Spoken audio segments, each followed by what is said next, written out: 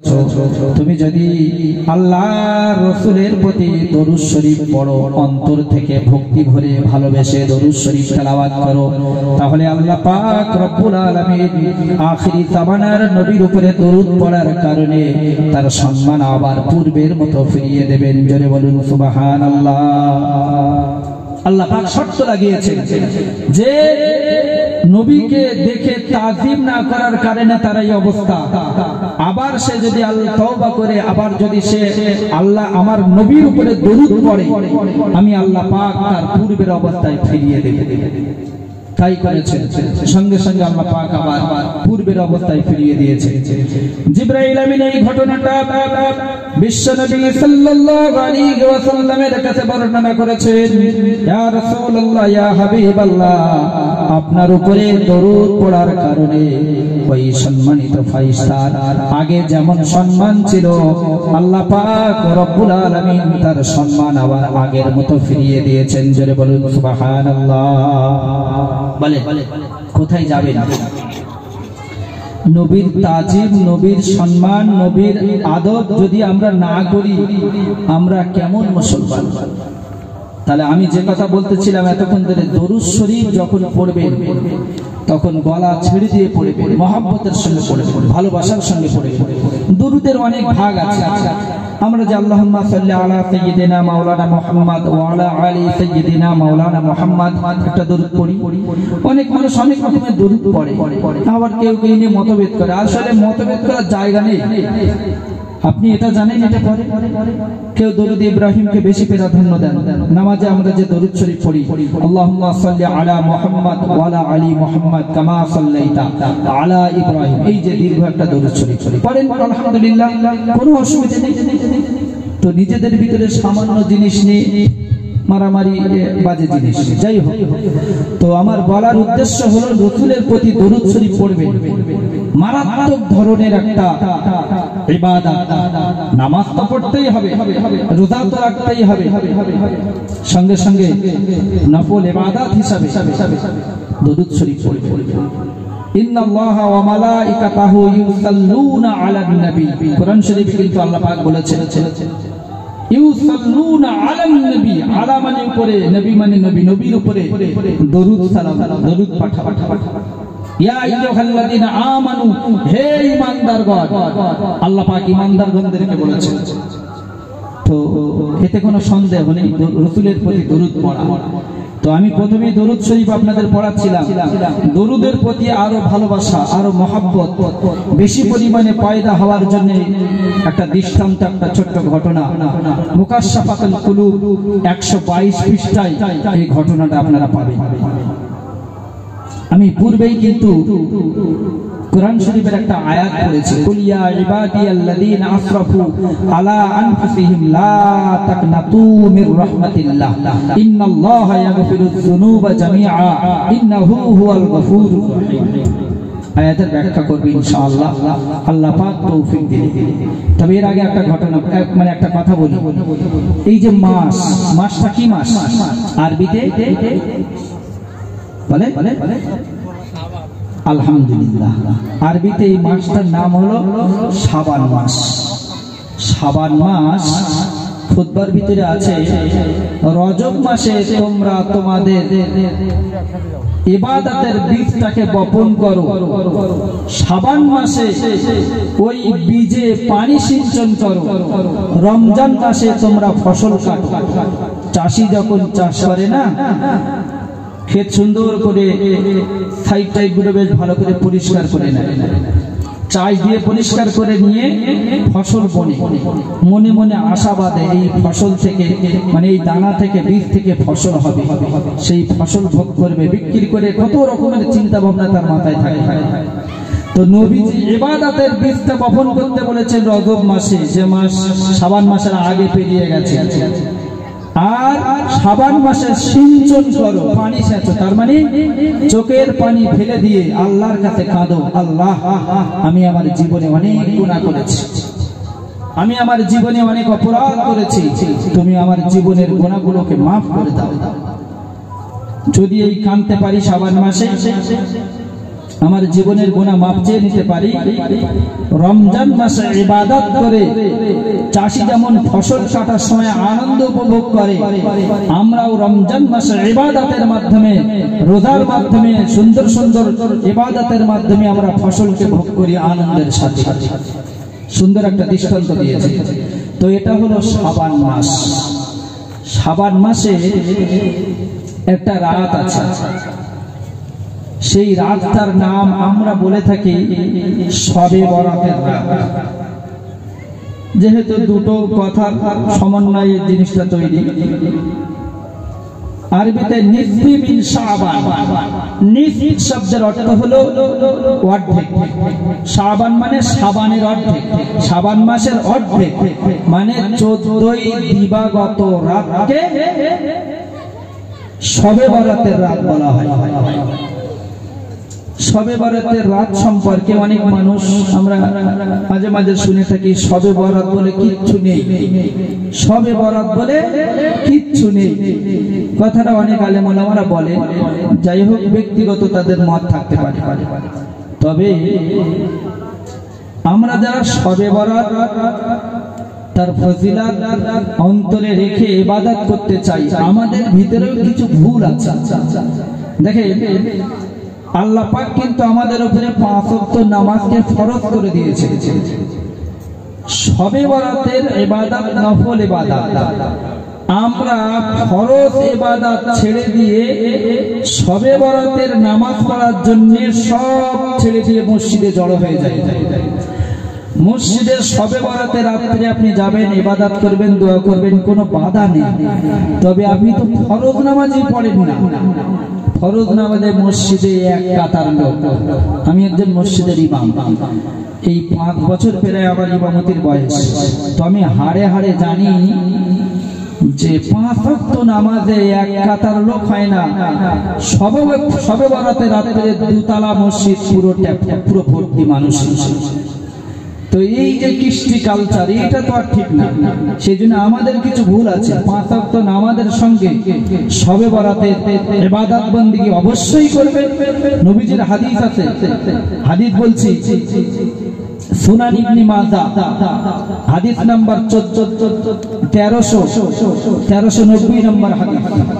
আমার ইতিপূর্বে যে মাওলানা আপনাদের মসজিদের ইমাম পাঠ করছিলেন, আমি ঘরে বসে শুনছিলাম, তিনি এই হাদিসটা বলেছিলেন। হাদিসের মানেটা বলেছিলেন কি, আল্লাহ পাক রব্বুল আলামিন শবে বরাতের রজনীতে তার মাখলুকের প্রতি বিশেষ একটা নজর দেন। আরো কথাটা ক্লিয়ার করছি, আমি একজন মাদ্রাসার শিক্ষক। আমার কাছে 10 থেকে 15 জন 20 জন পড়াশোনা করে। ওই 10 জন 20 জন 15 জনের ভিতরে যে ছাত্রটা নম্র, ভদ্র, পড়াশোনায় ভালো, সব দিক থেকে যার ভিতরে গুণ আছে, আমার একটা বিশেষ নজর কিন্তু তার উপরে পড়বে। যদি কথাটা আমার উপরে না নিয়ে আপনার উপরে নিয়ে, আপনার 5টা সন্তান, যে সন্তানটা নম্র, ভদ্র, কথাবার্তা ভালো, পড়াশোনায় ভালো, সবকিছু ভালো, অন্য 4টি সন্তানের থেকে ওই যার চরিত্র ভালো, সব ভালো, তার প্রতি আপনি পিতা হিসেবে একটা ভালো নজর কিন্তু তার উপরে পড়বে। ঠিক তেমনি আল্লাহ পাক রব্বুল আলামিনের রাসূল সুনানে ইবনে মাজাহ 1390 নম্বর হাদিসে বলেছেন, শবে বরাতের রজনীতে আল্লাহ পাক তার বান্দাদের উপরে একটা নেক নজর দেন, বিশেষ নজর দেন। তারপরে কি বলেছেন, এই কথাটা মারাত্মক ধরনের কথা। তিনি বলেছেন ইল্লা, ইল্লা এমন একটা শব্দ, এটাকে বলা হয় ইস্তিসনা, আলাদা করা। যেমন আমি বললাম পৃথিবীতে যত মানুষ আছে সব জাহান্নামে যাবে, ইল্লা বলে কিছু মানুষ আলাদা করে দিলেন। আমি উদাহরণ দিচ্ছি, কিন্তু আমি বলিনি যে সমস্ত পৃথিবীর মানুষ জাহান্নামে যাবে। আমি উদাহরণ দিচ্ছি। আল্লাহ পাক বলেছেন ওয়াল আসরি ইন্নাল ইনসানা লাফি খুসর ইল্লাল্লাযীনা আমানু ওয়া আমিলুস সালিহাতি ওয়া তাওয়াসাউ বিল হাক্কি ওয়া তাওয়াসাউ বিস সাবর। আল্লাহ বলেছেন ওয়াল আসরি, আসরের সময়ের কসম। ওয়াল আসরি ইন্নাল ইনসানা লাফি খুসর, ইন্না মানে নিশ্চয়, ইন্নাল ইনসানা নিশ্চয়ই সমস্ত মানুষ, লাফি খুসর নিশ্চয়ই সমস্ত মানুষ ক্ষতিগ্রস্ত। আল্লাহ বলেছেন, বলার পরে বলেছেন ইল্লাল্লাযীনা আমানু। আমি আগেই বলেছি ইল্লা এমন একটা শব্দ যেটা ইস্তিসনা করে দেয়, আলাদা করে দেয়। ইল্লাল্লাযীনা আমানু, আগে বলেছেন পৃথিবীর যত মানুষ সব ক্ষতিগ্রস্ত, তারপরেই বলেছেন ইল্লাল্লাযীনা আমানু, ওই মানুষ ব্যতীত যারা ঈমান এনেছে।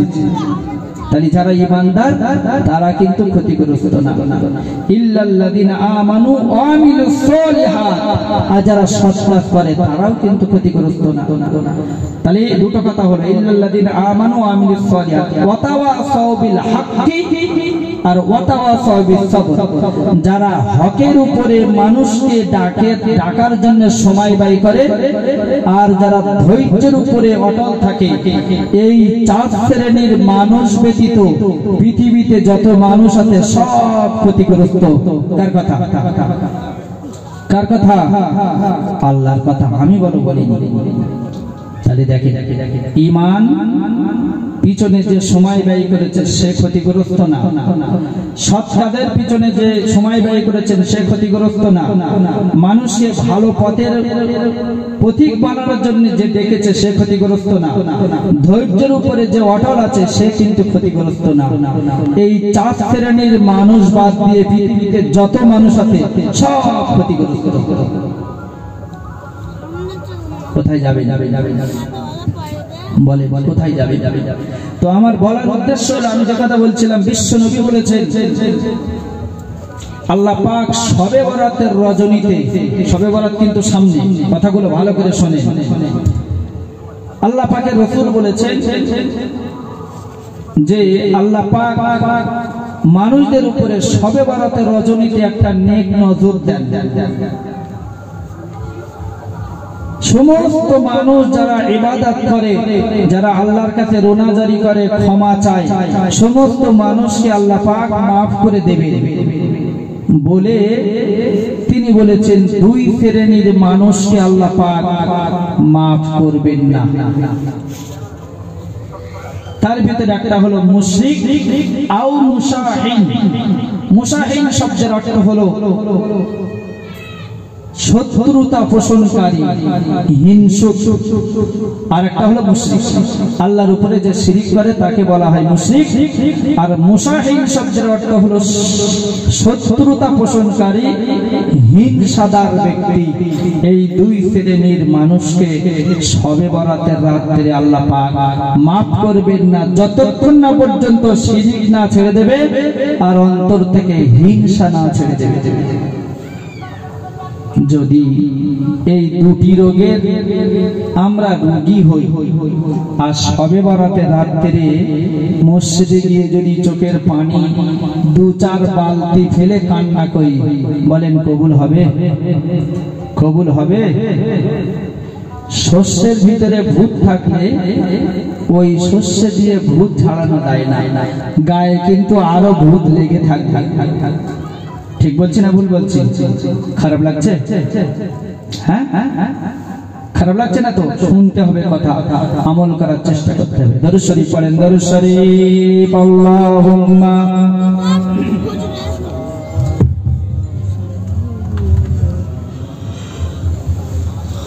জোরে পড়েন ওয়ালা আলি সাইয়্যিদিনা মাওলানা মুহাম্মদ। আর একটা হাদিস বলছি শবে বরাত সম্পর্কে। হাদিসটা বর্ণনা করেছে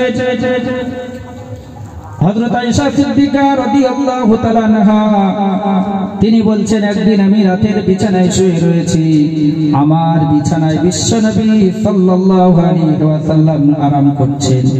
হঠাৎ যখন রাতে আমার ঘুম ভেঙেছে, আমি আমার বিছানার দিকে তাকিয়ে দেখি বিশ্বনবী আমার পাশে নেই। আমার মাথায় চিন্তা হয়েছে, কি জানি কোথায় গিয়েছেন, আমার নবী আমার পাশেই তো শুয়েছিলেন, কোথায় গেলেন? হযরত আয়েশা সিদ্দিকা রাদিয়াল্লাহু তাআলা আনহা ঘুম ভেঙে বিশ্বনবীকে খুঁজতে বার হয়েছেন। খুঁজতে খুঁজতে দেখেন জান্নাতুল বাকিতে গিয়ে তিনি দোয়া করছেন, তিনি দাঁড়িয়ে রয়েছেন। হযরত আয়েশা সিদ্দিকা রাসূলুল্লাহর সামনে গেলেন। আল্লাহ রাসূল আয়েশাকে ডেকে বলেছেন, ও বিবি আয়েশা, তুমি এই নিশুদ রাত্রে আমার কাছে এখানে কেন এসেছো? তুমি কি ভয় করো আল্লাহ আর আল্লাহ রাসূল তোমার উপরে জুলুম করবে? আয়েশা, তুমি এখানে কেন এসেছো? তুমি কি এই ভয় করছো যে আল্লাহ আর আল্লাহ রাসূল তোমার উপরে জুলুম করবে? তুমি হঠাৎ করে রাতে এখানে চলে আসলে। কথাটা বলার পরে মা আয়েশা সিদ্দিকা রাদিয়াল্লাহু তাআলা আনহা তিনি বলেছেন, ইয়া রাসূলুল্লাহ, আমি বিছানায় আমার পাশে আপনি শুয়েছিলেন, আমার যখন ঘুম ভেঙেছে আমি দেখি আপনি তো আমার পাশে নেই। আমার মনে একটা সন্দেহ হয়েছে যে আপনি অন্য কোনো স্ত্রীদের, অন্য কোনো বিবিদের ঘরে গিয়েছেন। এই সন্দেহে আমি ঘর থেকে বেরিয়ে আপনাকে খুঁজতে খুঁজতে এখানে এসে আপনাকে পেয়েছি। সেই সময় বিশ্বনবী সাল্লাল্লাহু আলাইহি ওয়াসাল্লাম বলেছিলেন, ও বিবি আয়েশা, শুনে রাখো, শবে বরাতের রজনীতে বনু কলব নামক একটা আরবে গোত্র আছে। সেই গোত্রের অধিকাংশ মানুষ ছাগল পুষত। ছাগল বলেন, ছাগল সম্পর্কে আমাদের ধারণা আছে, একটা ছাগলের গায়ে কত পশম থাকে বলে। আর বনু কলবের ওই গোত্রের মানুষদের অধিকাংশ মানুষ ছাগল পুষত। তাই আল্লাহর নবী উদাহরণ দিয়েছে, বনু কলবের যত ছাগল আছে ওই ছাগলের পশমের পরিমাণ, ধরেন হাজার হাজার ছাগল, আর সেই একটা ছাগলের গায়ে কত কোটি পশম আছে তার কোনো ঠিক নেই। কিন্তু আর ওই হাজার হাজার লাখ লাখ ছাগল, নবীজি বলেছেন ওই ছাগলের গায়ের পশমের থেকেও বেশি সংখ্যক মানুষদেরকে আল্লাহ পাক রব্বুল আলামিন এই শবে বরাতের রজনীতে মাফ করে দেন। জোরে বলুন সুবহানাল্লাহ। তাহলে দেখেন, শবে বরাতের রাত গুরুত্বপূর্ণ রাত নবীজির হাদিস অনুযায়ী। তবে আমরা সেটা খারাপ কাজে ব্যয় করেছি। শবে বরাত আসলে ওই আমাদের হিন্দু ভাইদের কালী পুজোর মতো করে চারিদিকে আগরবাতি, মোমবাতি, বোমবাতি শুরু করে। শরিয়াতে যদি চুল পরিমাণের প্রমাণ থাকতো তাহলে মেনে নিতাম যে যাই হোক শরিয়াতে বোম ফাটানো যায়, তাই আমাদের ছেলেরা ফাটাচ্ছে। কিভাবে এদের ভিতরে শয়তান ঢুকিয়ে দিয়েছে ধারণার বাইরে। শবে বরাতের রজনীতে বোম ফাটানোর রজনী না, শবে বরাতের রজনীতে আগরবাতি ধরানোর রজনী না, শবে বরাতের রজনীতে হালুয়া আর রুটি খাওয়ার রজনী না। আল্লাহ পাক রব্বুল আলামিনের কাছে রোনাজারি করে কান্নাকাটি করে ক্ষমা চেয়ে নেওয়ার একটা রাত। ওই রাত যদি কেউ হাত ছাড়া করে আগামী 1 বছর অপেক্ষা করতে হবে যে আবার শবে বরাতের রজনী কবে আসবে। আল্লাহ পাক নবীজির হাদিস অনুযায়ী তিনি যে বলেছেন বনু কলবের ছাগলের পশমের থেকে অধিক সংখ্যক মানুষদেরকে আল্লাহ পাক ক্ষমা করে দেন। তবে খালিস নিয়তে আল্লাহর কাছে দোয়া করতে হবে, তওবা নাসুহা করতে হবে, এমন তওবা যে তওবার পরে আমি আর জীবনে জেনা করব না, ব্যভিচার করব না, মদ খাবো না, গাঁজা খাবো না, তাসের আড্ডায় বসবো না। আমার জীবনে যত অন্যায় আছে সমস্ত অন্যায়কে ছেড়ে দিলাম। রব্বুল আলামিন তুমি আমাদের জীবনের গুনাহ মাফ করে দেন। অবশ্যই আল্লাহ পাক মাফ করে দেবে। আমি কেন অবশ্যই বলেছি কথাটা বলো আমার। লক্ষ্য করেন, মহান আল্লাহ পাক রব্বুল আলামিন পবিত্র কোরআন শরীফে সূরা জুমার ভিতরে বলেছেন, কুল ইয়া ইবাদিয়াল্লাযীনা আসরাফু আলা আনফুসিহিম লা তাকনাতু মির রাহমাতিল্লাহ ইন্নাল্লাহা ইয়াগফিরুয যুনুবা জামিআ ইন্নাহু হুয়াল গফুরুর রহিম। এত সুন্দর কথা।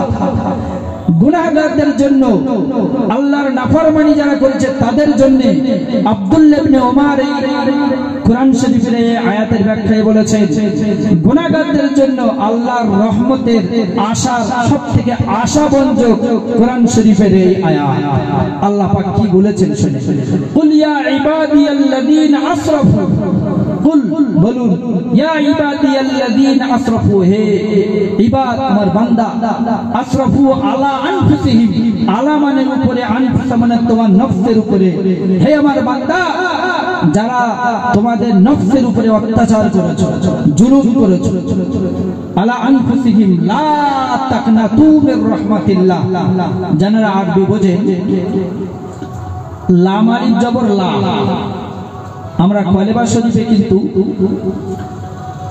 লাম আলিফ জবর লা আরবি কায়দা অনুযায়ী এটাকে বলা হয় আলিফ মাদ্দা।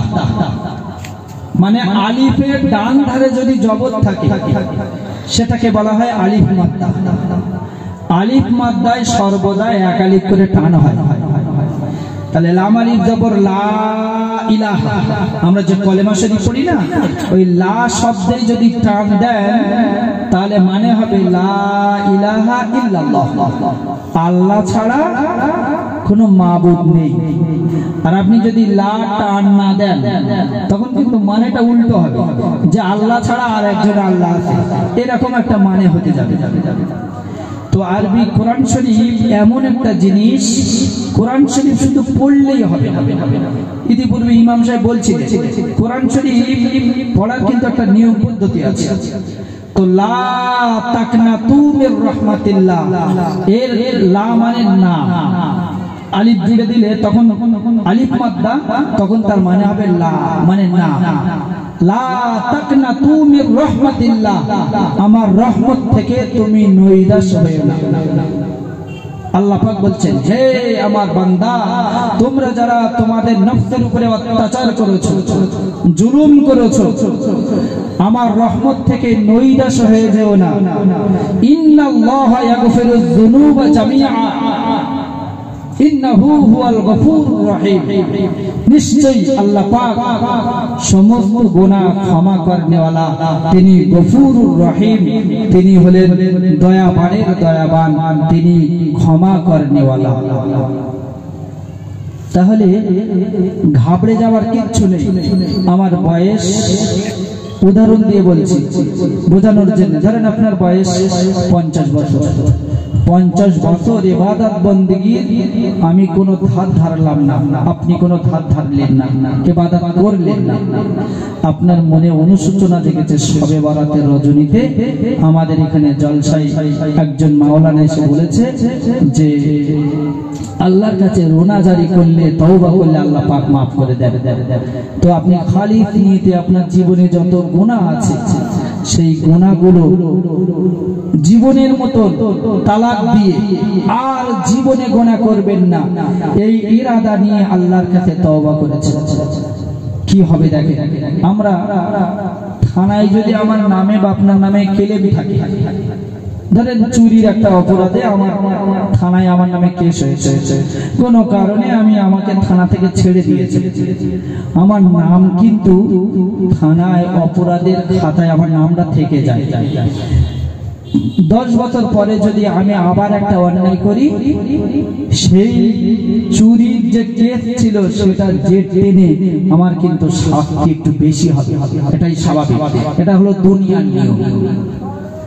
আমার রব্বুল আলামিন আল্লাহ পাক এত দয়াবান, তিনি এত মেহেরবান, তিনি গফুরুর রহিম, তার দয়া এত বেশি।